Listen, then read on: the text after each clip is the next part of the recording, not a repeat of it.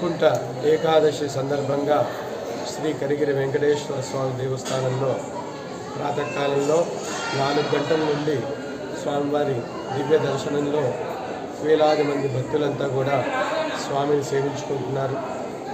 ఈరోజు విశేషమైనటువంటి ముక్కోటి ఏకాదశి సందర్భంగా ఎక్కడెక్కడైతే విష్ణు దేవాలయాలు ఉన్నాయో అక్కడక్కడ ఆ విష్ణు స్వరూపంలో ఉన్నటువంటి వెంకటేశ్వర స్వామి కావచ్చు, సీతారామచంద్ర స్వామి కావచ్చు, లక్ష్మీ నరసింహస్వామి కావచ్చు, కృష్ణ పరమాత్మ కావచ్చు, విష్ణు అవతారంలో ఉండే ప్రతి ఒక్క అవతారంలో ఉండే స్వామికి విశేషమైనటువంటి ముక్కోటి ఏకాదశి సందర్భంగా ఉత్తర ద్వారంలో దర్శనం చేసుకుంటే మనకు ఇహజన్మని పూర్వజన్మని కొత్త పాపాలన్నీ తొలగి పునర్జన్మ లేకుండా మనకు వైకుంఠ ప్రాప్తి కలుగుతున్నట ఉత్తరార్ధంలో.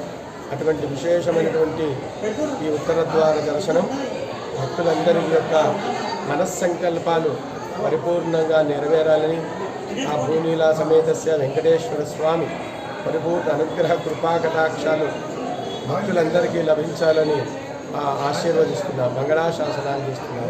జై శ్రీమన్నారాయణ.